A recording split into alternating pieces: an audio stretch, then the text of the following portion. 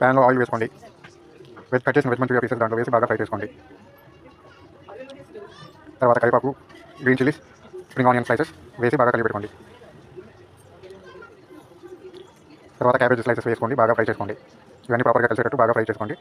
తర్వాత నూడిల్స్ వేయండి, అది కూడా బాగా ఫ్రై చేసుకోండి. తర్వాత ఉప్పు, కారం, పసుపు, గరం మసాలా, అల్లం వెల్లుల్లి paste, black pepper, tasting salt ఇవన్నీ వేసి బాగా ఫ్రై చేసుకోండి. టేస్టీ వెజ్ మంచూరియా నూడిల్స్ రెడీగా ఉంది తినడానికి. Bye friends, please subscribe friends. Bye.